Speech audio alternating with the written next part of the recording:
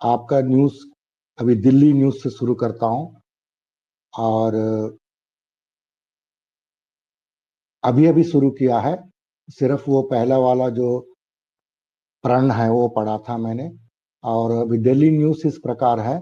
वैभव कुमार ने चैलेंज किया था दिल्ली कोर्ट का, एक ऑर्डर था दो cognisance of police chargesheet against him claiming discrepancies on various grounds including final report being defective. ये स्वाति मलीवाल के असॉल्ट केस में वैभव कुमार ने, इसके पास कई सारे डिस्क्रिपेंसीज है इनका रिपोर्ट में, पुलिस का रिपोर्ट में बोल के उन्होंने एक डाला था पिटिशन, चैलेंज किया था। और आम आदमी पार्टी जो है एक फीडबैक लेगी पूरा 70 विधानसभाओं से और उनमें से डिसाइड करेगी टिकट किसको देना है। ये गोपाल राय ने कल बताया था। और उसी के विस्तार में अरविंद केजरीवाल ने ये बोला था कि मेरा कोई रिश्तेदार नहीं है, मेरा कोई फैमिली या लड़के या वाइफ या कोई भी ये पार्टी में नहीं है, तो हम किसी को भी सीट देगा उनको सोच समझ के वहां सर्वे करके जिसको जीतने का संभावना है, जो आदमी कमिटेड है उन्हीं को देते हैं। वो सेवा के लिए कमिटेड होना चाहिए और उसको जीतने का संभावना होना चाहिए, यही चीज देखते हैं हम। उसी के बारे में हम टिकट देते हैं। अगर आपको टिकट किसी को दिया और वो आदमी आपको पसंद नहीं है, तब भी आपको काम करना पड़ेगा उनके साथ। आप ये समझिए कि जो 70 सीटों में 70 एमएलए नहीं है, मैं लड़ रहा हूँ, वैसा करके आप मेरे को, आप जो है वहाँ लड़ाई कीजिए। और इस दफे जो है बीजेपी हर स्तर पे कोशिश करेगी हमको हराने के लिए। और ये बहुत ही क्रिटिकल इलेक्शन है, आप लोग सब जुट के बहुत काम करना पड़ेगा, तभी हम जीत पाएंगे। और ये वर्ल्ड न्यूमोनिया डे है, तो परसों के दिन उसके बारे में मैंने एक यहाँ एक लीफलेट जैसा एक बनाया, दिल्ली गवर्नमेंट उसको यहाँ मैंने डाला हूँ, आप देख सकते हैं। तो दिल्ली गवर्नमेंट एक बहुत अच्छी काम कर रहे हैं। Modern correctional home for boys Alipur में बन रहा है। ये जो बच्चे जो रहते हैं वो लोग बचपन से ही कुछ क्राइम कर बैठते हैं, जेल जाते हैं, वो प्रॉब्लम्स हो जाते हैं उनका, वो कॉन्फ्लिक्ट विथ लॉ बोलते हैं उनको। वो जिस जिस लोगों का उनको रिहैबिलिटेट करने के लिए उसमें 200 से 250 बच्चे वो उसमें रह सकते हैं। ये अलीपुर में फैसिलिटी बन रही है तो उनका रिहैबिलिटेशन के लिए, और 97.29 करोड़ खर्च में वो बन रहा है। और इसके पहले आपको मालूम होगा कि, आपको याद होगा, नहीं तो याद दिलाता हूं कि केजरीवाल ने ये भी एक काम किया है कि हम लोग जब सड़क में कार में जाते हैं शीशा बंद करके, तो वहां आपको टैप करते हुए कोई बच्चे लोग दिखेगा और वो लोग वो भीख मांगते हुए दिखेगा। तो उन लोगों के लिए भी, उन बच्चों के लिए भी उन्होंने एक फैसिलिटी बना रहे हैं, अभी बना नहीं है। तो वो एक एयर कंडीशन जगह है और ब्यूटीफुल हॉस्टल फैसिलिटी है। और उसमें जो है पूरा जो एजुकेशन जो होता है, जो पढ़ाई जो होता है, वो नॉर्मल बच्चों का पढ़ाई जैसा नहीं कर सकते हैं क्योंकि उन लोगों का, वो लोग, ये जो बच्चे लोग जो है घर से भागा हुए होते हैं, जिनका पिता और माता का प्रॉब्लम्स कुछ रहते हैं, उसकी वजह से वो लोग भाग जाते हैं और वो जाके भीख मांगते हैं सड़क पे। तो ये बोलने का मेरा ये मतलब है कि दिल्ली गवर्नमेंट जो है, जो भी लोगों के लिए सेवा करती है इलेक्शन जीतने के बाद, वो सेवा सुपरफिशियल नहीं है। वो ऐसा कोई रूल नहीं बनाया, ऐसा ये बनाया वो ऐसा वाली बैंडेड वाली गवर्नेंस नहीं करती हैं। ये पूरा सर्जरी वाली गवर्नेंस करती हैं, जो सर्जरी जो होना चाहिए सोसाइटी के अंदर लोगों की समस्याओं को डील करते हुए उसको मिटाने के लिए, वो समस्या को निकालने के लिए जो काम करना है वैसे काम करती है। और सीएम आतिशी ने ये बोला एलजी को कि आपने जो है जल्दी से जल्दी ये जो बस मार्शल 10,000 लोग हैं उनको आप रीइंस्टेट कर दीजिए। और वेंसडे है, ये फाइल एलजी को भेजा गया था लास्ट फ्राइडे का दिन, और अभी तक तो कुछ हुआ नहीं है, लेकिन उन्होंने बताया कि आप जल्दी से कुछ इसके ऊपर काम कीजिए। और यहाँ मैंने एक लिस्ट दे रहा हूँ दिल्ली में जो फ्लाईओवर्स और अंडरपास बने थे अरविंद केजरीवाल का सीएम का टेन्योर में। वो टेन्योर जो है 2020-2025, मतलब पिछले 5 साल का जो टेन्योर है, सेकंड लॉन्ग टेन्योर, उसमें शास्त्री पार्क, सीलमपुर, सराय काले खान, आश्रम D extension, Moti Nagar flyover, Anand Vihar elevated road, आश्रम अंडरपास, बेनिटो जुरेस अंडरपास। तो इसके अलावा और बन रहा है फ्लाईओवर्स, उसमें पंजाबी बाग, राजा Garden, Nand Nagri Harsh Vihar, Bhajanpura Yamuna Vihar with DMRC, Azadpur Derawal Nagar with DMRC, और संगम विहार खानपुर विथ डीएमआरसी, ये जगह में बन रहा है। और कल जो है गोपाल राय जो मिनिस्टर है दिल्ली के, उन्होंने इलेक्ट्रिक हीटर्स को सप्लाई किए थे जो रात में काम करने वाले एम्प्लॉयज हैं, जैसा कि वॉचमैन वगैरह रहते हैं अपने अपार्टमेंट्स के सामने, उन लोगों को रात को जो ठंड लगने से वजह से वो लोग पहले ऐसे लकड़ी जलाते थे, वो लकड़ी चलाना बंद करके उन लोगों को एक सिगड़ी दिया गया है, इलेक्ट्रिक सिगड़ी, ताकि वो उसके साथ बैठ के वो नया रात काट सके और ठंड को फेस कर सके। ये है दिल्ली का न्यूज़। अभी मैं पंजाब का न्यूज़ पढ़ता हूँ। तो पंजाब का विजन 2047 में क्या होना चाहिए, तो फाइनेंस मिनिस्टर हरपाल सिंह चीमा ने एक कॉन्क्लेव बनाया था, उसमें फेडरलाइजेशन, स्ट्रक्चरल रिफॉर्म्स, इसके बारे में उन्होंने पूरा बात किए थे। उसके अंदर बहुत सारे डिस्कशंस हुए थे, वो राघव चड्ढा भी उसमें पार्टिसिपेट किया था। और नेक्स्ट न्यूज़ ये है कि आपकी सरकार आपके द्वार एक कैंप ऑर्गेनाइज किया गया है to solve problems of the people. उसमें एक 175 लोग अटेंड किए थे, उसमें 137 केसेस को ऑन द स्पॉट सेटल किए थे। ये एमएलए जो पंजाब का डॉक्टर अजय गुप्ता, उन्होंने बोला कि बाकी समस्याओं को भी हमने जल्दी से जल्दी हल करेंगे, वो पूरा पेंडिंग काम के लिए भी हम कर लेंगे करके उन्होंने बोला था। एक बहुत अच्छा स्टेप है, इसका नाम है आपका सरकार आपके द्वार, मतलब आपका डोर स्टेप पे सरकार चलेगी। और एक बहुत अच्छा पंजाब गवर्नमेंट का रिलीफ हुआ सुप्रीम कोर्ट से मंडे को। उन्होंने म्युनिसिपल कॉरपोरेशंस और म्युनिसिपल काउंसिल और नगर पंचायत को अगले 8 हफ्तों के अंदर इलेक्शन कराना चाहिए, बल्कि टॉप कोर्ट ने बताया था। तो इसके बारे में अभी तक बहुत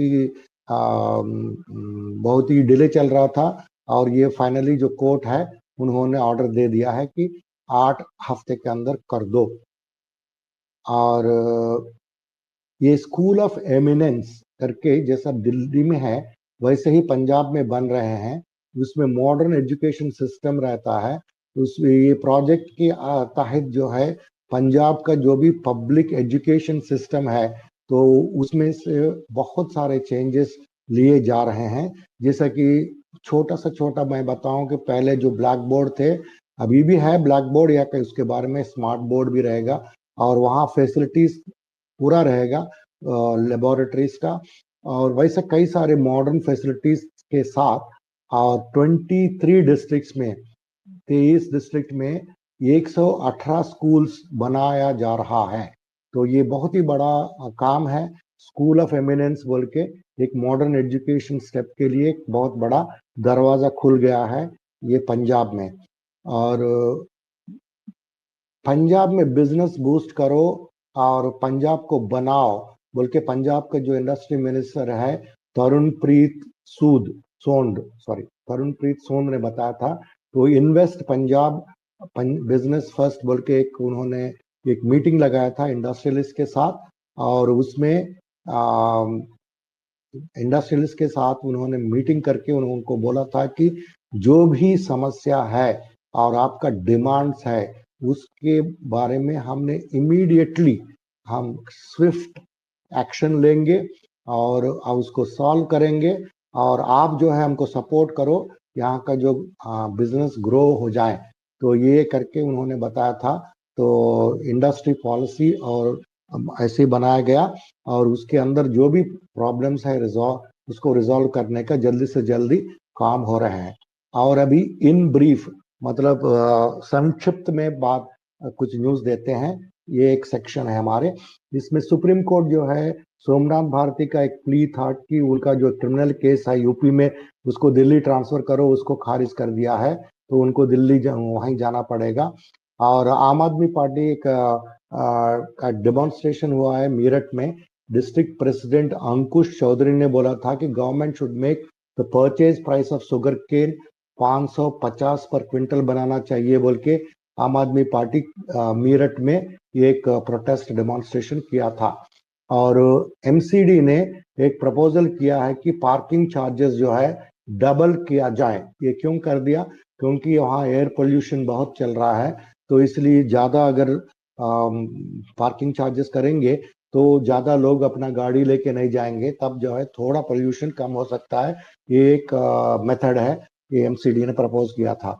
और बीजेपी का लीडर मिथुन चक्रवर्ती, मालूम है उसको मोटर माउथ बोलते हैं, वो कुछ भी बकते हैं अपने जो दिमाग में आता है। इसके पहले एक चीज बता था, अभी ये नेक्स्ट मैं एक बता रहा हूँ। उन्होंने उनका बारे में एक बहुत मजेदार चीज हुआ। वो जाके झारखंड में एक कुछ स्टार प्रचारक टाइप का कुछ भाषण देने के लिए गया था।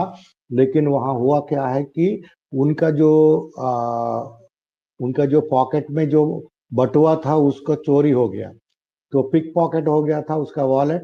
तो उसको फिर उसने वहाँ स्टेज के ऊपर कई सारे दफे बता चुका है, जो भी मिथुन चक्रवर्ती का बटुआ मारा है वो प्लीज वापस कर दीजिए, प्लीज वापस कर दीजिए। लेकिन उसका बटुआ नहीं मिला है। तो ये है मिथुन चक्रवर्ती का स्टोरी। इसका पहले उन्होंने बोला था मुसलमान को काटना चाहिए, ऐसा कुछ गंदा भाषण दिया था उन्होंने। और अभी जो बीजेपी गोवा है वो will appoint judicial commission inquiry डालने के लिए जॉब स्कैम में वो तैयार नहीं है, क्योंकि वो एक बड़ा सा एक स्कैम हुआ था। उसको आपको मालूम है कि हमारे जो गोवा का जो दो ही लोग हैं एमएलए, लेकिन वो लोग कई सारे मुद्दे उठाते हैं। और वो एक चीज बहुत बड़ा मुद्दा उठाया था, वो जॉब स्कैम के बारे में। तो उसमें डॉक्टर प्रमोद सावंत जो सीएम बीजेपी का है, और वो कुछ ही नहीं कर रहे हैं। वो उनको एक पब्लिक डिबेट कराओ ये स्कैम के ऊपर बोल के एपी गोवा ने डिमांड किया था जुडिशियल कमीशन को अपॉइंट कर को बोल के, लेकिन उन्होंने नहीं किया था। फिर इसके बाद का सेक्शन है हमारे न्यूज का, न्यूज दैट मैटर्स। मतलब न्यूज जो डेफिनेटली हम लोगों का लाइफ्स में मैटर करता है, वो ये है। तो पीएम केयर्स जो है एक larger scam than electoral bonds. ये एक अंजलि भारद्वाज बोल के एक सोशल एक्टिविस्ट है। उन्होंने एक यूट्यूब में इंटरव्यू में बताया था, इसके बहुत सारे डिटेल्स भी बताए थे उन्होंने। आप वो जरूर देखिएगा। वो prime minister citizens assistant and relief energy situation fund, PM cares का फुल फॉर्म ये है, प्राइम मिनिस्टर्स CARES का citizen assistant and relief in emergency situations fund. ये है पीएम केयर फंड का पूरा एब्रिवेशन। उसमें कोई ट्रांसपेरेंसी नहीं है। तो उन्होंने ये बोला था जो इलेक्टोरल बॉन्ड्स है, जैसा उसमें ट्रांसपेरेंसी नहीं है, जैसा वो स्कैम है, वैसे ही ये पीएम केयर्स फंड का भी एक बड़ा सा, इससे बड़ा, मतलब इलेक्शन बॉन्ड्स के बड़ा स्कैम है। इसमें 200 करोड़ जो है आर्म्ड फोर्सेस वो लोग अपना सैलरी के साथ दिया था, और 204 करोड़ जो है पब्लिक सेक्टर बैंक्स, और 21 करोड़ जो है teachers and employees of central educational institutions, और 2100 crore ONGC, Indian oil, NTPC and 38 government firms ने 2100 करोड़ दिया था। मतलब हम ही लोग दे रहे हैं इसका पैसे, और एम्प्लॉयज दे रहे हैं। कंपनियों का, और 30 करोड़ जो है टिकटॉक ने दिया था, 7 करोड़ जो है हुआवी दिया था, 15 करोड़ जो है जाइमी बोल के एक चाइनीज कंपनी दिया था, 100 करोड़ जो है पेटीएम, ये भी चाइनीज इन्वेस्टमेंट कंपनी है, इसमें 38% का चाइनीज स्टेक है, उन्होंने दिया था। और इसके बावजूद इसमें कुछ ही नहीं बता रहे आपको कितना पैसा जमा हुआ है और कितना उन्होंने कैसा खर्च किया है, वो बताते नहीं हैं आपको। तो इसमें पीएम केयर्स का जो वेबसाइट बताया था, तो उन्होंने 2000 करोड़ जो है 50,000 मेक इन इंडिया वेंटिलेटर्स के लिए खर्च किया है करके वो वेबसाइट में लिखा है। लेकिन उसमें ग्लिच ये है कि ये गुजरात फर्म जो है, वो जो वेंटिलेटर्स को डेवलप किया बोला, वो उनको 10 दिन के अंदर वो कॉन्ट्रैक्ट मिला है 5,000 वेंटिलेटर के लिए। जैसा कि 10 साल से हो रहे हैं मोदी जी का शासन में, तो कोई भी कंपनी जो है डिफेंस का हो या मेक इन इंडिया का वेंटिलेटर का कंपनी हो, जो भी हो, या कोई पुल बनाने वाला हो, जो भी हो, वो लोग जो है 10 दिन के अंदर एक कंपनी बनाते हैं और उनको सेंट्रल गवर्नमेंट से बहुत बड़ा कॉन्ट्रैक्ट मिलता है। वैसे ही ये पीएम केयर्स ने 50,000 वेंटिलेटर्स मेक इन इंडिया बनाने के लिए उन्होंने 2000 करोड़ दिया था, और उसका कॉन्ट्रैक्ट जो है 5,000 वेंटिलेटर्स बनाई थी ये कंपनी, वो सिर्फ 10 दिन के अंदर कंपनी बनी थी, उसका जो पार्ट जो है। और ये आरटीआई के द्वारा कितने सारे इनकंसिस्टेंसीज दिखाए गए हैं, वो जो सप्लायर्स का और जिससे वो लोग वेंटिलेटर प्रोक्यूर किया उन लोगों का, और दूसरा कंपनी से 1.66 लाख में और 8.62 लाख से ये वेंटिलेटर्स लिया गया है। ये public sector units PSU were not allowed to donate to Prime Minister's National Relief Fund, but were lining up to give to PM Cares.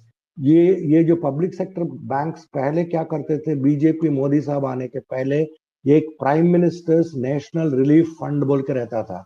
आपको याद होगा, हम लोग जब भी फंड फ्लड्स वगैरह होते थे, तो कई सारे फिल्म एक्टर्स हुआ, इंडस्ट्रियलिस्ट हुआ, आदमी लोग हुआ, जो भी हुआ, वो लोग prime ministers national relief fund में पैसे भेजते थे, वो जाके वो लोग वो फंड रिलीफ में या किसी में भी यूज करते थे। और ज्यादातर जो है पब्लिक सेक्टर कंपनीज जो रहते हैं, जो बीएचईएल टाइप का, उन लोग क्या करते थे, अपना सैलरी में half day, 1 day salary, 2 day salary जो भी है, वो लोग डोनेट करते थे prime ministers national relief fund को।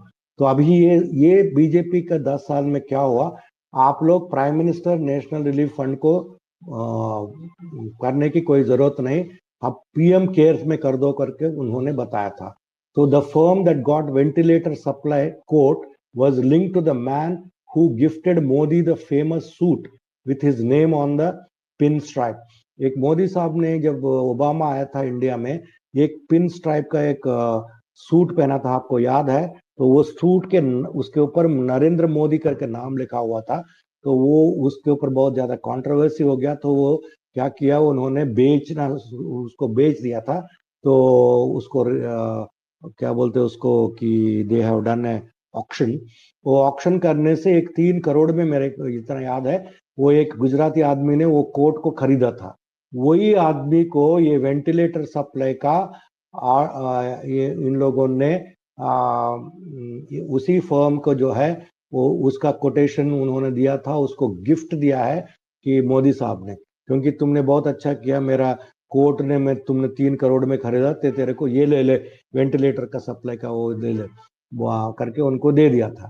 तो ये बाकी पैसा जितना है, ये सिर्फ इतना ही बाहर आया है, वेबसाइट में है, लेकिन बाकी पैसा जो भी पीएम केयर्स के अंदर है, वो किसी को भी नहीं मालूम है। तो ये आप इसके ऊपर अगर ज्यादा जानकारी करना चाहते हैं, तो आप नीलू व्यास ने ये इंटरव्यू किया था अंजलि भारद्वाज को, आप उसमें आप उनको सुन सकते हैं। अजीत पवार साहब जो अभी बीजेपी का बहुत बड़ा एलाई है, आप उसके बारे में कंट्रोवर्सी तो आप जानते हैं। तो वो 7,000 करोड़ वाला, तो वो उन्होंने कल परसों ये बोला था कि Gautam Adani was involved with Amit Shah to break Maharashtra government in 2019 करके उन्होंने बताया था। तो ये जो है बिगेस्ट प्रूफ है कि अदानी जो है बीजेपी पॉलिटिक्स को डिक्टेट कर रहे हैं। ये पॉलिटिकल जो चीज है जिसमें अमित शाह है, जिसमें बाकी पवार बैठा है वहाँ, अजित पवार और शरद पवार भी शायद बैठा है वहाँ। ये 5 साल पहले वाली चीज है, 2019 का एक मीटिंग हुआ था, वो पॉलिटिकल मीटिंग था, उसमें फडणवीस भी था। उस मीटिंग में अदानी क्या कर रहा है, तो अदानी भी उसमें शामिल था। उसमें आप लोगों को सुन के ताजुब होगा बोल के ये अजित पवार ने बताया था। आजकल अजित पवार साहब जो है बीजेपी के अगेंस्ट में कुछ कुछ चीज बोल रहे हैं हर दिन एक। शायद वहाँ का पॉलिटिक्स वैसा चल रहा है कि शायद वो जीते ना, और वो वापस अपना मामा जी के या दो भी ताऊ जी के उनके उसमें आ जाए, जो शरद पवार जी का आ सकता है उसमें शायद। तो और एक प्रयागराज में एक बड़ा सा स्टूडेंट्स का मूवमेंट हुआ था पब्लिक सर्विस कमीशन के ऑफिस के सामने। तो वो जो चीज अभी भी चल रहा है, अभी 30 घंटे से ज्यादा हो गया है, तो उन लोगों को कुछ हुआ नहीं है। वहां अभी भी प्रोटेस्ट इतने ही लोग तो बैठे हैं वहां। तो प्रोटेस्ट बहुत जोर से चल रहा था 30 घंटे। इसके बाद क्या हुआ मेरे पास न्यूज कल मिलेगा तो मैं बताऊंगा, आज मिलेगा तो कल बताऊंगा। और सूरत पुलिस डिपार्टमेंट ने और एक कंट्रोवर्सी में आ गया था। क्यों? इतना अजीब चीज होता है, वो चीज जो है, कोई भी अजीब चीज हुआ इंडिया में, उसमें से ज्यादातर अजीब चीज क्यों गुजरात में होता है।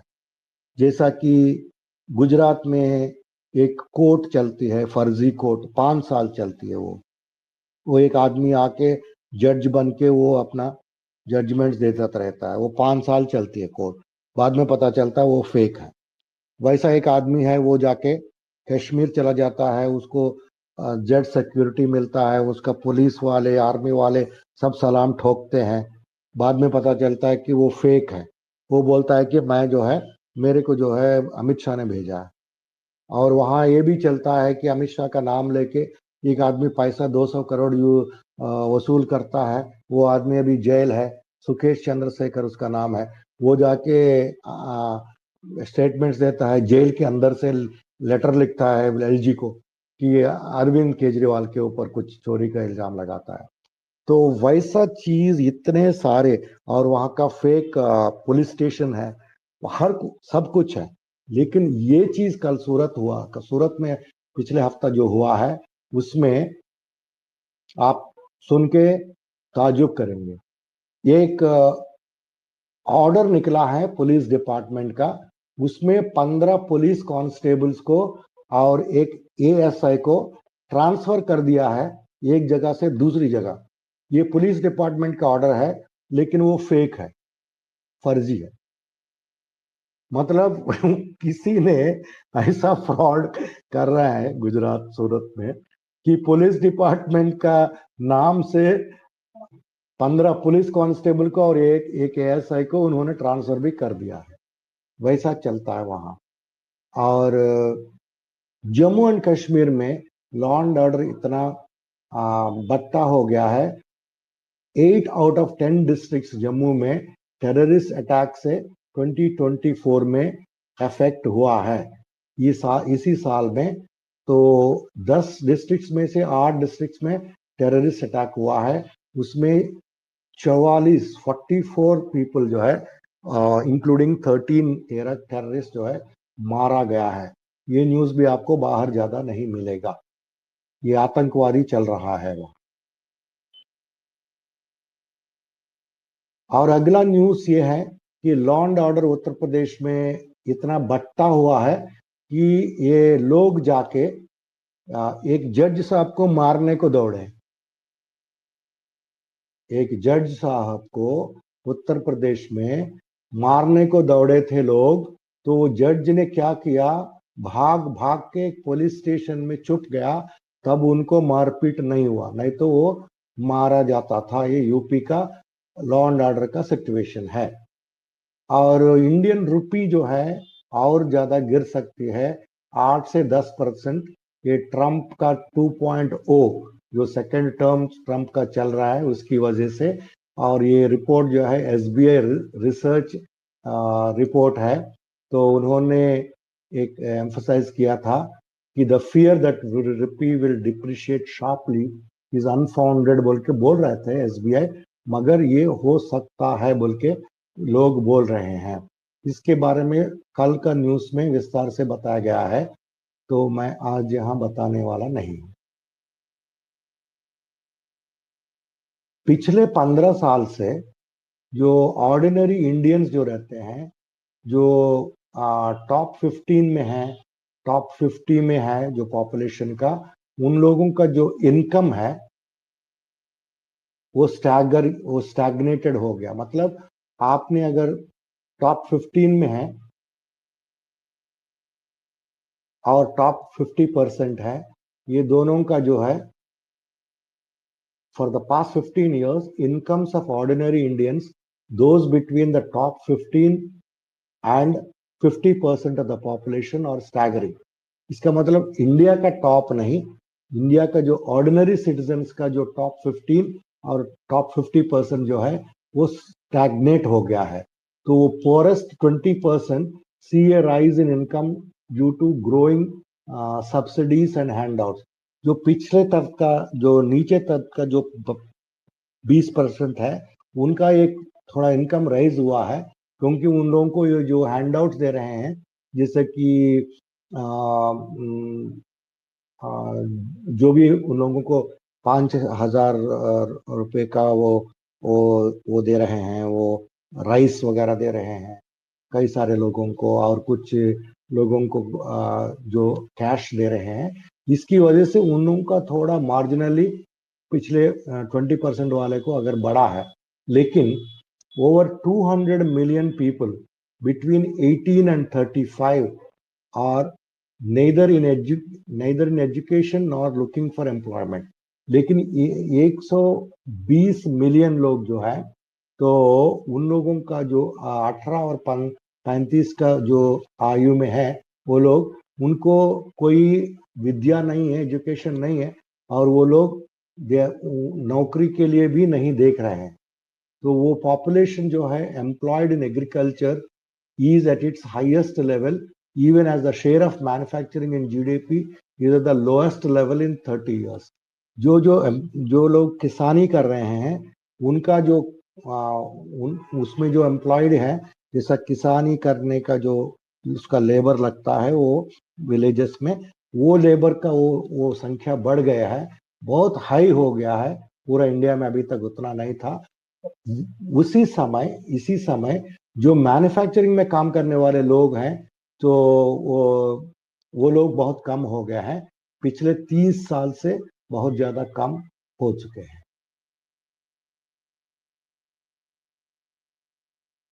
तो ओवर 2/3 ऑफ हरियाणा का जो पॉपुलेशन है, they are living below the poverty level, BPL. आपको बीपीएल समझते होंगे, जो बिलो द पॉवर्टी लेवल बोल के कुछ लोगों को क्लासिफाई किया गया है। तो उन लोग बहुत ही मतलब पुअर लोग हैं, जिनका पैसा, उनका जो आमदनी बहुत कम है, उनके पास कोई ना घर है, कोई गाड़ी है, कुछ भी नहीं रहता उनके पास, फोन भी कुछ लोगों के पास नहीं रहता। तो उन लोगों को बीपीएल बोलते हैं। ये हरियाणा में 70% जो है वो बीपीएल कैटेगरी में आते हैं, और 75 लाख जो है पिछले 2 साल में ऐड हुए हैं। ये बहुत ही दुख भरी चीज है कि ये जो गवर्नमेंट का स्टैटिस्टिक्स है, ये मिनिस्ट्री का public distribution system, state food civil supplies and consumer affair department का ये फिगर्स है। तो मैं फिर से बताता हूँ, 70% ऑफ द हरियाणा का जो लोग है, वो BPL कैटेगरी में, below the poverty line category में आते हैं। उसमें से 75 लाख जो लोग हैं पिछले 2 साल में इस कैटेगरी में चले गए हैं। ये बहुत ही मतलब दुख भरी चीज है इंडिया। और फिर से उन्होंने बीजेपी को चुना था 10 साल के बाद। हरियाणा में यह हाल है। और untreated effluent discharge from sewage treatment plant STP is polluting Ganga near its source. A report submitted to National Green Tribunal NGT has revealed. तो ये एक रिपोर्ट सौंपा गया है। ये जो गंगा का जो सोर्स पॉइंट है वहाँ क्या कर रहे हैं ये लोग, अनट्रीटेड एफ्लुएंट्स जो है, मतलब हम लोगों का जो ड्रेनेज जो है इंडस्ट्रीज का और डोमेस्टिक का दोनों चीज, उसको सीवेज ट्रीटमेंट प्लांट में पहले क्लीन किया जाना चाहिए, जैसा कि अभी दिल्ली में कर रहे हैं। दिल्ली में एक एशिया का सबसे बड़ा प्लांट बन रहे हैं, ऑलमोस्ट बन चुका है। तो वहां करके उनको छोड़ते हैं ताकि ये सीवेज वगैरह जो भी है वो अच्छा हो जाए, सही पानी हो जाए। आपको मालूम होगा कि जब ये एक प्लांट बना था तो अरविंद केजरीवाल ने जाके एक पानी भी पिया था उसके से, एक ग्लास में से। उतना अच्छा हो जाने के बाद पीने का पानी जैसा होने के बाद उसको नदी में छोड़ते हैं। तो वैसा करना चाहिए। लेकिन ये गंगा का जो सोर्स है जहाँ ये पैदा होती है वहाँ जो है पूरा अनट्रीटेड सीवेज बह रहा है और वहाँ कोई भी ट्रीटमेंट नहीं हो रहा है। ये टाइम्स ऑफ इंडिया का रिपोर्ट है। ये किसको दिया है? नेशनल ग्रीन ट्रिब्यूनल को एक रिपोर्ट सबमिट किया हुआ है। तो अभी देखना है क्या होने वाला है। गंगा मैया मेरे को बुला रही है बोल के 2014 में मोदी साहब वहां से जीते थे। अभी 10 साल हो गया, उसके ऊपर मेरे ख्याल में 2200 से ज्यादा पैसे खर्च हो गया गंगा क्लीन करने में, लेकिन कोई भी सफाई नहीं हुआ है। और इतना है कि वाराणसी में भी सीवेज जाके उसके अंदर गिरता है। ये चीज है। और एक रिपोर्ट है, इसका नाम business responsibility and sustainability reporting, BRSR।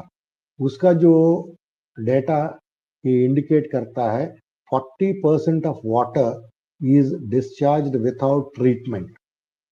तो ये सिचुएशन कहाँ हो रहे हैं? ये मेरे ख्याल में ये डाटा जो है 40% of water discharge without treatment facility, without treatment करके उन्होंने एक डाटा ने उनको बाहर निकाला था। तो ये data indicates hazardous waste generated is less than 2%, while disposal methods for bulk and solid waste remain unknown.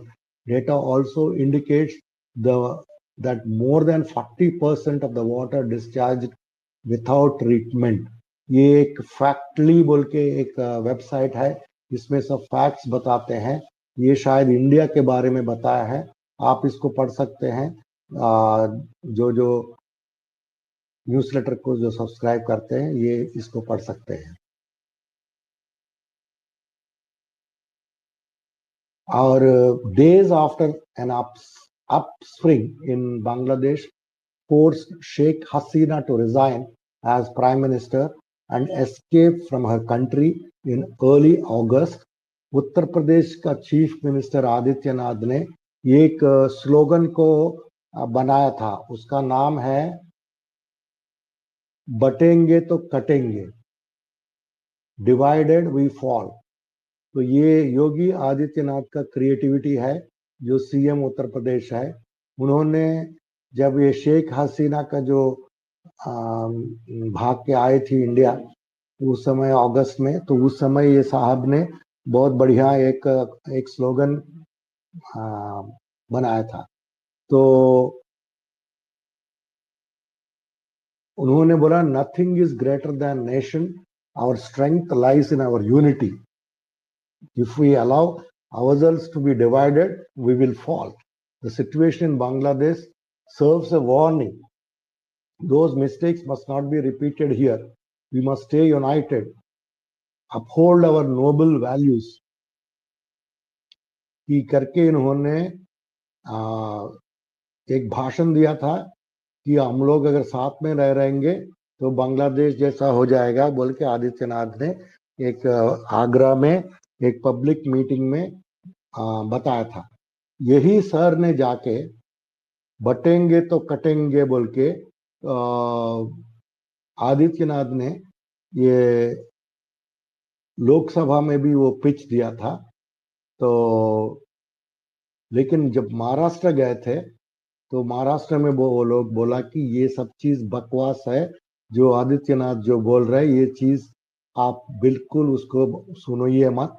Maharashtra ऐसा नहीं है, हम लोग सब हिंदू मुस्लिम सब साथ में रहने वाले स्टेट है करके वहां नहीं चल रहा है ये स्लोगन। और रिटेल इन्फ्लेशन जो है 14 मंथ्स हाई, इसका मतलब क्या है कि पिछले 14 महीनों में जितना अपना फ्रूट्स, मीट, मांस और जो खाने का आइटम है, उन लोगों का पीने का आइटम है, सभी चीजों का जो फल है, ये सभी चीजों का जो है दाम 14 महीने से ज्यादा बढ़ गया है। जिस तरह हर महीना इसके लिए एक देखा जाता है कि कैसा है इसका प्राइसिंग। तो अभी जो है ये रिटेल इन्फ्लेशन जो है बहुत ज्यादा बढ़ गया है। ये कंज्यूमर प्राइस इंडेक्स ये चीज को बताता है। तो इन्फ्लेशन रेट जो है 9.69% अक्टूबर में है और ये सितंबर में 8.36 था। ये है।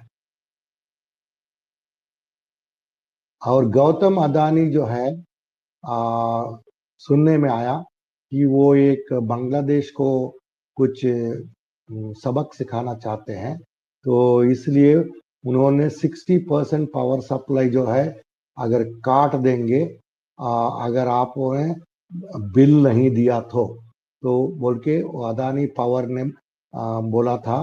वो ढाका बांग्लादेश को एक्सपोर्ट करती है पावर, और 1600 मेगावाट्स का एक गोदा प्लांट है, गोदा बोल के एक झारखंड में, वहां से सप्लाई करती है। लेकिन वहां का बिल्स जो है पेंडिंग है बांग्लादेश से, वो बिल नहीं दे रहे हैं। तो इसके बारे में उन्होंने बोला कि हमने जो है आपका पावर सप्लाई काट देंगे, तो 60% पावर सप्लाई जो है काट देंगे करके बोला था। फिर हमारे last section of the news ये है आज का, ये हेल्थ एंड वेलनेस के अंदर एक न्यूज है। ये लास्ट पीस ऑफ न्यूज है आज का। हाई स्पीड इंटरनेट जो ऑस्ट्रेलिया में चल रहा है, जिसके पास हाई स्पीड इंटरनेट है उनका जो है हेल्थ खराब होने वाला है या हो रहा है करके उन्होंने बताया था। तो क्यों क्यों क्यों इसने ऑस्ट्रेलिया में क्यों बोला था ये बात? क्योंकि वहाँ जो है वो जो स्ट्रीमिंग चलता है, जैसा नेटफ्लिक्स, अमेजोन जैसा वीडियोस, तो उसको जो है बिंज वॉचिंग करते हैं लोग, उसकी वजह से बाहर नहीं जाते हैं, हवा नहीं खाते हैं और पैदल नहीं चलते हैं। तो इसकी वजह से उन लोगों का मोटे होते जा रहे हैं, तो और डिप्रेशन भी बढ़ रहा है। तो इसकी वजह से WHO ने बोला था, वर्ल्ड हेल्थ ऑर्गेनाइजेशन, कि भाई तुम लोग हाई स्पीड नेट ये मत करो बोल के उन्होंने बताया था।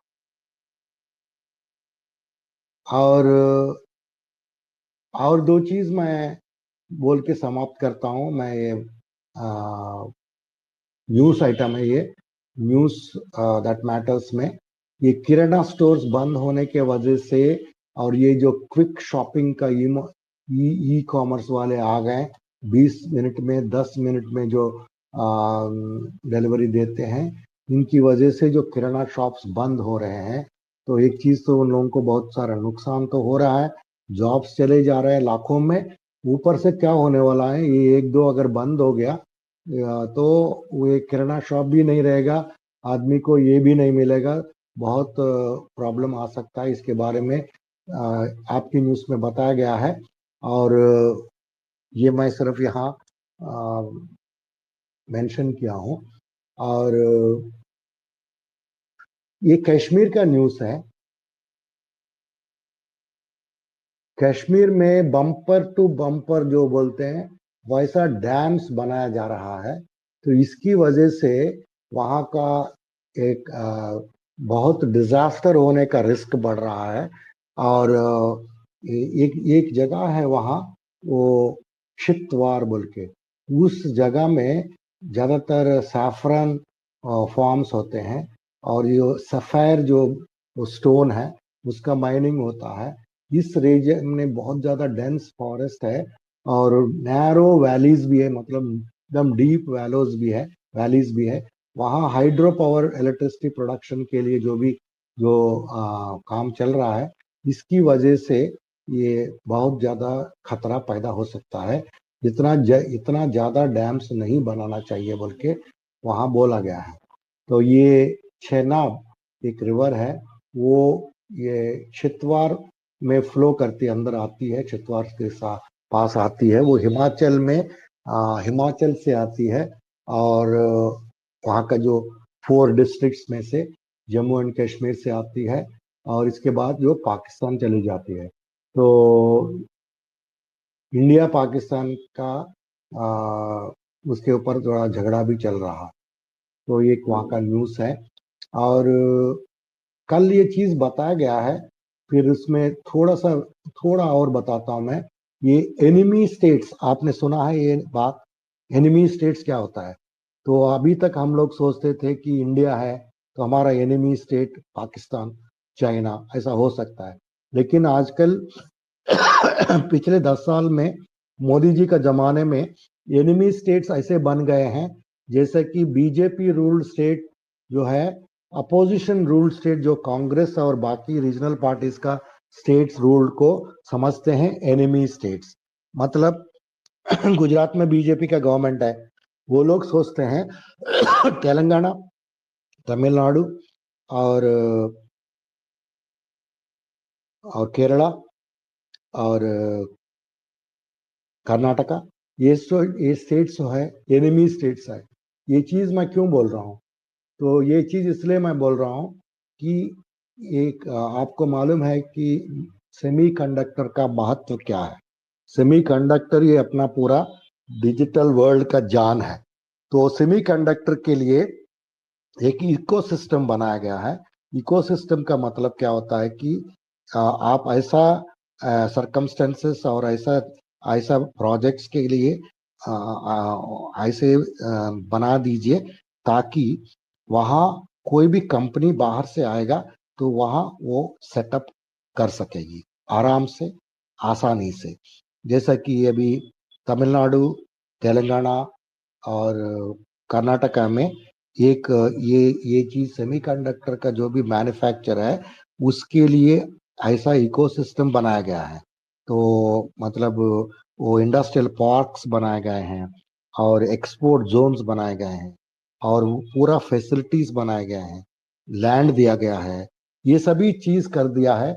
और ताकि वो लोग ये करने के बाद बाहर जाके बोलते हैं कि ये भैया, ये कंपनियां जो भी है अमेरिका में हो, जो भी है कहीं भी कंट्रीज में, आप आके यहाँ हमारे यहाँ इंडिया में इस स्टेट में आप ये सेमीकंडक्टर का बिजनेस शुरू करो, मैन्युफैक्चरिंग करो, जो भी करो उसका वैल्यू एडिशन करो, तो हम जो है ये फैसिलिटीज देते हैं बोल के वो पिच करते हैं। तो वो पिच करने से कंपनियां बाहर से आते हैं और वो लोग बैठते हैं तमिलनाडु में, तेलंगाना में और कर्नाटका में, और लास्ट बोल देते हैं कि हमने यहाँ साइन कर देंगे आपके साथ।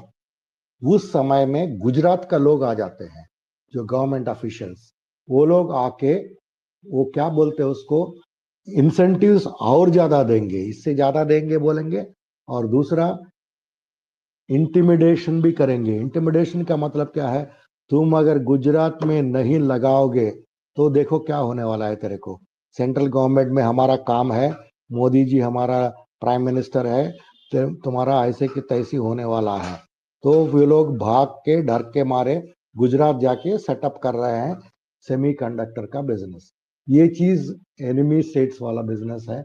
इसके बारे में एक बहुत बढ़िया वीडियो है, आप उसको देख सकते हैं। न्यूज लॉन्ड्री का वीडियो आप रेफर कर सकते हैं उसमें।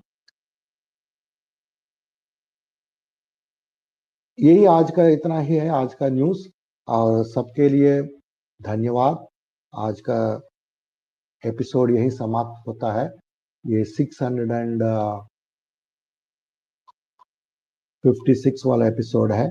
और कल मिलेंगे 7:30 बजे। सबको हमारा प्रणाम।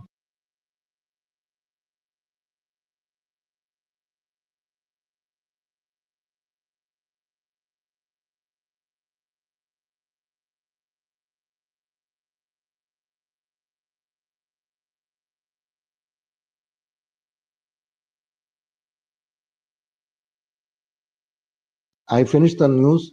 Could you all listen to the news properly? Yes, Raj sir.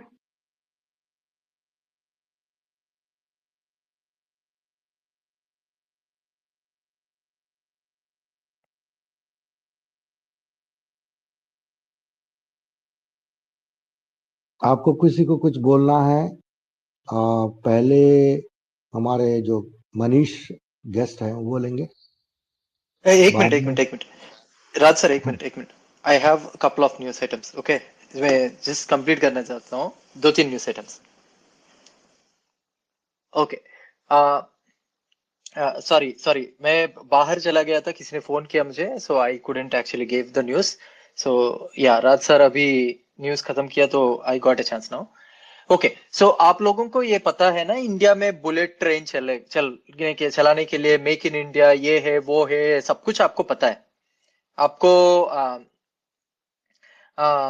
ये सब कुछ पता है कि इंडिया में बुलेट ट्रेन के बारे में बहुत कुछ चल रहा है। सो इसकी एक छोटी सी कहानी बताना चाहता हूं आप लोगों को। वो कहानी है, बहुत सिंपल सी कहानी है। इंडिया में पहली बार बुलेट ट्रेन नाम की एक चीज कराने की जो जिम्मा या डिसीजन किसने किया था? मनमोहन सिंह ने। ये आपको पता है मेरे ख्याल से। अगर पता नहीं है तो आई थिंक आप लोगों ने ठीक से न्यूज भी पढ़ा नहीं होगा। फॉर एग्जाम्पल, February 2007 में रेलवे बोर्ड का एक चेयरमैन का नाम है जेपी बत्रा। जेपी बत्रा साहब ने पहली बार हम एक बुलेट ट्रेन बनाते हैं सर, ऐसा बोला था लालू प्रसाद यादव को। उस समय के रेलवे मिनिस्टर लालू प्रसाद यादव था, उसको बोला था। तो लालू प्रसाद यादव ने बोला है कि सर मैं तो सोशलिस्ट हूँ, जयप्रकाश नारायण जी की प्रिंसिपल्स पे मैं रहता हूँ, तो मैं तो अप्रूव नहीं कर सकता हूँ। पर आप एक काम कर सकते हो, आप जा सकते हो directly prime minister Manmohan Singh ji के पास, और अगर उन्होंने ग्रीन सिग्नल दे दिया तो आप शुरू कर सकते हो। तो उस समय जो जेपी बत्रा साहब है, February 2007 में ही has directly gone to Manmohan Singh, and Manmohan Singh साहब को बताया सर कि ये है काम है, वो काम है, ये सब कुछ काम है। सो ये हम करेंगे तो it would be good for country. तो मनमोहन सिंह साहब ने बोला है कि ठीक है, I don't have any issues. Then he called Lalu Prasad Yadav, और लालू प्रसाद यादव से उन्होंने बोला है कि ठीक है। देन उसके बाद जेपी बत्रा और शिवदासन फाइनेंस कमिश्नर है वो, ये दोनों पूरा इंडिया में चक्कर चक्कर चक्कर मार के ऑलमोस्ट 11 स्टेट्स में वो घूम घूम घूम घूम के गए थे। उन 11 स्टेट्स में ये लोग घूम के ऑलमोस्ट 2011 के आसपास तक इन्होंने पूरा घूम के जहां जहां पे भी प्रॉब्लम हो सकता है, लैंड को खरीदने के लिए, लैंड को लेने के लिए, ये करने के लिए, वो करने के लिए, सब कुछ करने के लिए इन्होंने देख के they have decided that Madhya Pradesh से लेके महाराष्ट्र के बीच में जो कानपुर की रास्ते पे जो भी आती है ना, उस रास्ते पे उन्होंने डिसाइड किया कि we can actually easily make एक बुलेट ट्रेन, क्योंकि वहां पे लैंड को लेने के लिए जो प्रॉब्लम है ना, वो उतना प्रॉब्लम नहीं होगा सर। ये एक पायलट प्रोजेक्ट जैसे बनाते हैं और काम करते हैं। तो वो हो गया। और एज यूजुअल कांग्रेस अपने सत्ता में कैसे जैसे काम करती है, ऐसे ही स्लोली स्लोली सोते उन्होंने काम किया। उतने में 2014 आ गया। 2014 जब आया, 2014 आते ही हमारे प्रधानमंत्री जी जाग गए। वो जब जाग गए तो उनको पता चला कि ये कैसा हो सकता है, मुझे तो लाइमलाइट नहीं मिलेगा। ये कानपुर से महाराष्ट्र की उस जगह पे अगर बुलेट ट्रेन चला तो प्रधानमंत्री ने बोला है कि ये नहीं चलेगा, तुम लोगों को एक काम करना पड़ेगा, जो स्टेट्स में बता रहा हूं उसी स्टेट्स में होगा। तो उन्होंने क्या बोला, गुजरात से चलेगा बुलेट ट्रेन और ये जाएगा महाराष्ट्र बॉम्बे तक, उन्होंने बोला था। तो उस समय के जो रेलवे बोर्ड चेयरमैन है, उन्होंने बोला था सर ये तो बहुत डिफिकल्ट है, ये बहुत प्रॉब्लमेटिक है, क्योंकि गुजरात से जो जा रहा है रास्ता, वो रास्ता वो पूरी तरह से पॉपुलेटेड रास्ता है, बहुत सारे लोग रहते हैं, और वहां पे अगर हम लोगों को कन्विंस करके लेना है तो ये बहुत डिफिकल्ट होगा। तब प्रधानमंत्री ने ये सब कुछ उनको बताने कन्विंस करने की कोशिश किया, तो प्रधानमंत्री ने बोला भाड़ में जाए लोग, मुझे कुछ फर्क नहीं पड़ता इससे, मुझे बस लाइमलाइट चाहिए, तो यहीं पे तुम्हें बनानी है। सो 10 साल हो गए, अभी भी बुलेट ट्रेन बना नहीं है। अब मेरी ख्याल से बुलेट ट्रेन 2027 तक बन जाएगा ऐसा बोल रहे। तो ये भी कैसा बनेगा आप लोगों को पता है कि कैसा बनेगा।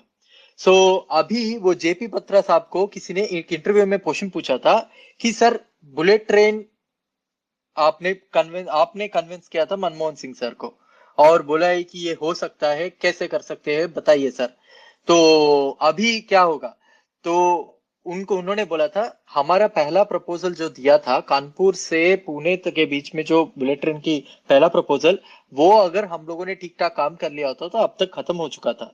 बट अब हमारे गवर्नमेंट को लोग काम करने की कोई इंटरेस्ट नहीं है, उनको लाइमलाइट में रहने की बहुत इंटरेस्ट है। This is the reason why ये अभी तक हुआ नहीं।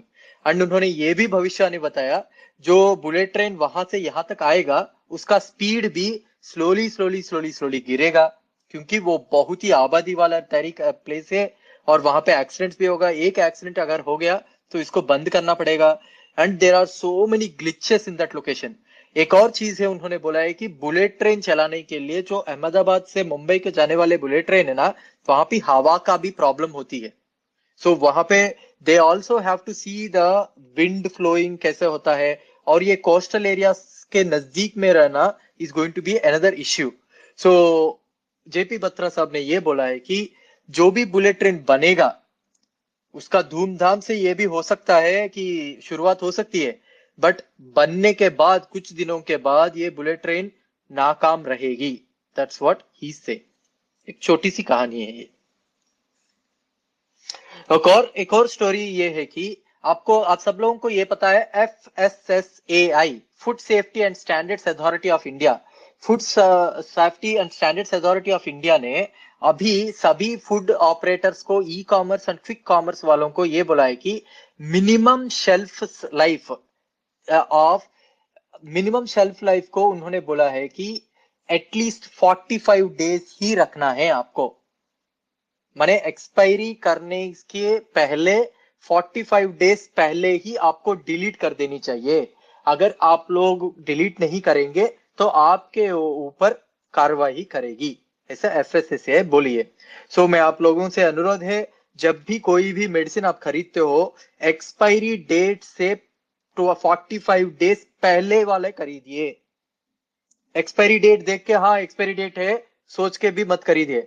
वही ये उन्होंने बोला था क्योंकि इट सीम्स दैट इंडिया में एक और ट्रिक सिचुएशन आ गई है। ये ट्रिक सिचुएशन क्या है कि अभी इंडिया में जो भी मेडिसिन मैन्युफैक्चर हो रहे हैं ना, उसमें से 33% ऑफ द मेडिसिन में ये लोग एक्सपायरी डेट को एक्सटेंड करके 45 डेज ज्यादा कर रहे हैं ताकि वो बिक जाए। What they are doing, basically क्या कर रहे हैं, जो भी मेडिसिन इंडिया के अंदर जो कुछ मैन्युफैक्चर कर रहे हैं ना, कुछ नकली मेडिसिन फेक मेडिसिन आ रहे हैं, वो कैसे आ रहे हैं, what they are doing is they are trying to get expired medicine और near expiry medicine from some other countries, वो इंडिया के अंदर लेके आ रहे हैं, और उन चीजों के ऊपर अपना प्लास्टर डाल के जो एक्सपायरी डेट हो गया ना, उसका असल एक्सपायरी डेट को निकाल के जो नकली एक्सपायरी डेट डाल रहे हैं, वो 45 डेज से 60 डेज के बीच में डाल के उनको बेच रहे हैं सभी मेडिकल स्टोर्स को, कॉमर्स स्टोर्स को, ये करके वो करके। And most of the case ये स्टोर्स कहाँ कहाँ पे होते हैं, गरीब बूढ़े उन लोगों के पास होते हैं, वहां पे वो लोग बेच रहे हैं। इसीलिए FSSAI ने बोला है कि even though expiry date 45 days के बाद भी होगा, बट स्टिल आप 45 डेज से जो अंदर ही है ना वैसा ही खरीदिए, वरना मत खरीदिए, ऐसा उन्होंने बोला है। ओके, आप लोगों को ये पता है कि इंडिया में लैपटॉप हर कोई खरीदते हैं, सब कोई खरीदते हैं लैपटॉप, और इंडिया में लैपटॉप्स जो है ना, इंडिया में एक शर्म की बात यह है कि लैपटॉप्स इंडिया में जो उसकी रॉ मटेरियल है, ये प्रोडक्ट है, वो सब कुछ क्या उसका इंपोर्ट होती है। ये शर्म की बात है। पर ये इंपोर्ट की सिचुएशन अभी तक make in India make in India make in India चिल्लाते रहे हम लोग, मेक इन इंडिया तो भाड़ में गया। तो ये लैपटॉप्स को बनाने के लिए पहले क्या होता था, 2014 से पहले we use to make something, everything जो कुछ भी हम लोग बना सकते थे उसमें एटलीस्ट 36% से लेके 40% इंडिया में बनता था। अभी ये क्या हो गया, जो लैपटॉप बन रहे हैं ना उसमें 70 to 75% of that are made outside India, माने ओनली 20 to 25 वो गिर रहा था। इसके कारण इंडियन गवर्नमेंट को और भी बहुत सारे प्रॉब्लम्स हो रही है, क्योंकि most of that products are coming from China. So ये जो ट्रेड डेफिसिट है इतना बढ़ गया तो गवर्नमेंट को बहुत सारा प्रॉब्लम्स हो रहा है। सो इंडियन गवर्नमेंट ने अभी क्या किया, अभी इंपोर्ट लिमिट्स लगा रही है। जो भी प्रोडक्ट्स चाइना से, कंप्यूटर्स, पर्सनल लैपटॉप्स, टैबलेट्स यहां से आ रही है ना, 2025 से स्टार्ट कर रही है गवर्नमेंट कि इसमें हर साल एनुअल रिडक्शन करने वाली है, 5% 5% 5% 5% 5% रिडक्ट करने वाली है। ओके, ये एक और दूसरा न्यूज है। एक और news I think Raj sir ने बताया होगा इसके बारे में, रिटेल इन्फ्लेशन। ओके, सो हर कोई हमें ये ज्ञान देते हैं, नहीं बता चुके हैं, लेट्स नॉट रिपीट। हाँ, उसमें एक छोटा सा ट्विस्ट मैं बताना चाहता हूँ। हर कोई हमें ये ज्ञान देते हैं कि रिटेल इन्फ्लेशन मनमोहन सिंह की गवर्नमेंट में डबल डिजिट है। रिटेल इन्फ्लेशन मनमोहन सिंह की गवर्नमेंट में डबल डिजिट है। ओके, सो अभी इन्फ्लेशन बढ़ गया तुम अगर बोलोगे तो हम सब लोग बोलेंगे हमारे पास कोई डिफेंस नहीं होता है। बट आपको एक छोटी सी चीज बताना चाहता हूँ, एक्चुअली मनमोहन सिंह की गवर्नमेंट में इन्फ्लेशन को कैसे कैलकुलेट किया जाता था, ये बताया क्या राज सर आपने? नहीं बताया। हाँ, सो द ट्विस्ट क्या है, मनमोहन सिंह की गवर्नमेंट में इन्फ्लेशन को कैसे कैलकुलेट किया जाता है, आपका पेट्रोल, डीजल, फिर उसके बाद जो ऑयल आप लोग यूज करते हो, सनफ्लावर ऑयल, फिर उसके बाद उसके अंदर फूड, आप पोटैटो टोमेटो भी खाते हो ना, फिर उसके बाद जो लाइटिंग, ये सब भी इंक्लूड करके इन्फ्लेशन को कैलकुलेट किया जाता था। अब हमारे विश्वगुरु आने के बाद अब उन्होंने इन्फ्लेशन को कैसे किया, इन्फ्लेशन इतना मस्त कैलकुलेशन किया। अभी उन्होंने क्या किया कि इन्फ्लेशन को कैलकुलेट करने में फूड को बाहर फेंका, बेवरेजेस को बाहर फेंका, पेट्रोल को बाहर फेंका, डीजल को बाहर फेंका, एंड जो इलेक्ट्रिसिटी ये सब कुछ होता है ना वो भी बाहर फेंका।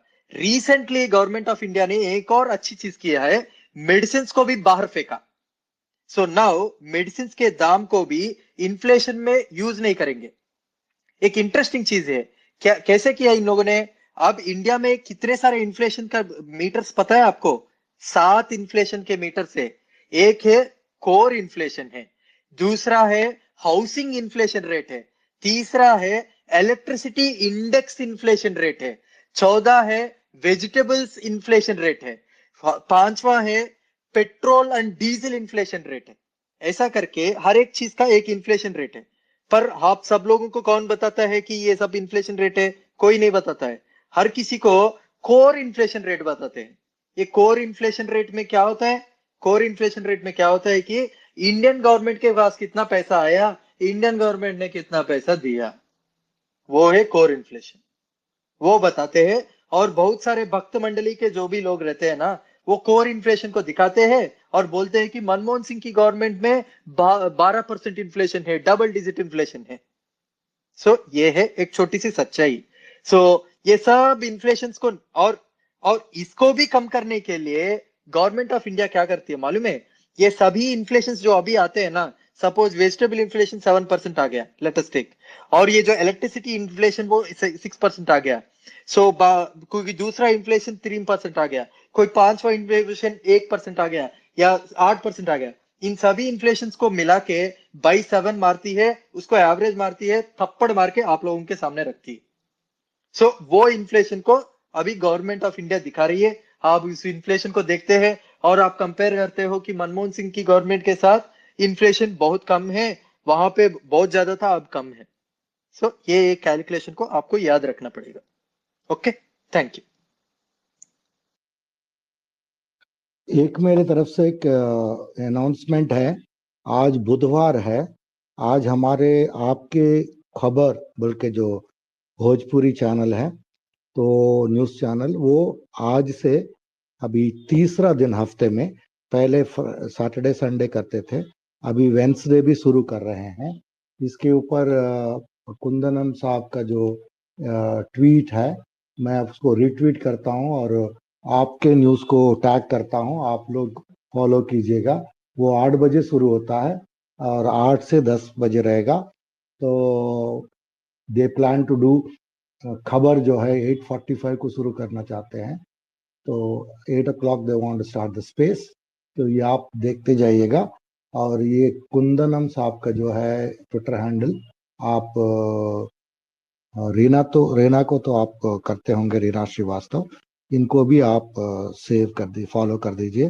वो को होस्ट हैं और वहाँ बहुत ऑर्गेनाइज चल रहा है, बहुत अच्छा चल रहा है ये स्पेस। तो आज से जो है आपको शाम को 8 बजे ये स्पेस भी मिलेगा।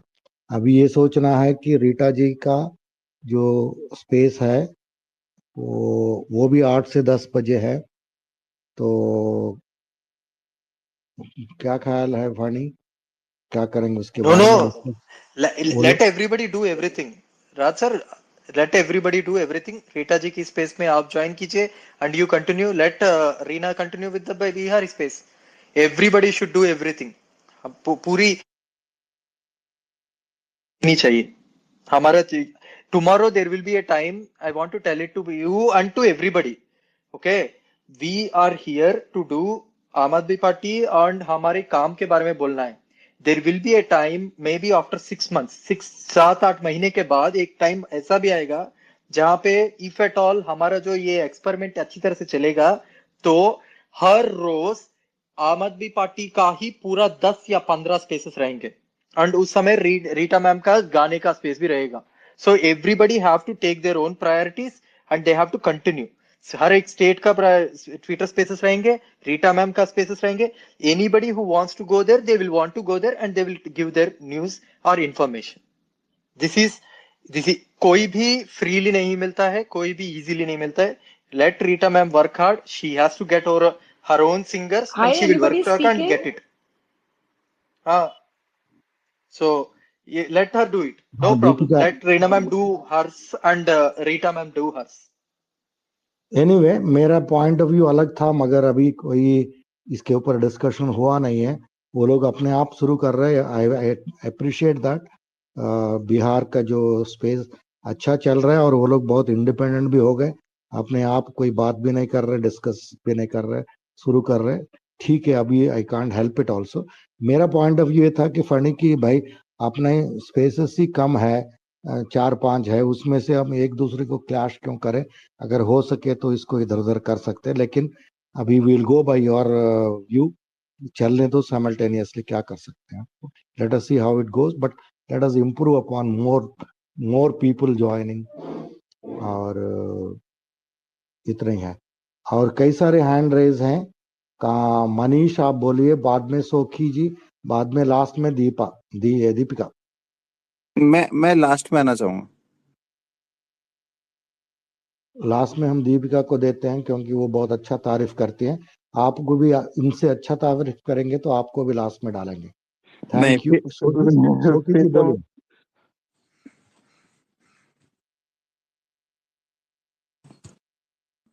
मैं बोलूं? सोखी जी, हाँ जी। आपका हैंड राइज है, जल्दी बोलिए। हाँ, मैं 10 ये बज कह रहा है, रहा था 10 बज कि रहा है। हमारे क्या टाइम क्लैश नहीं करेगा आपस में? वो कर रहे हैं सर, उसी के बारे में हम बात कर रहे थे। कोई बात नहीं, अभी कुछ कर नहीं सकते।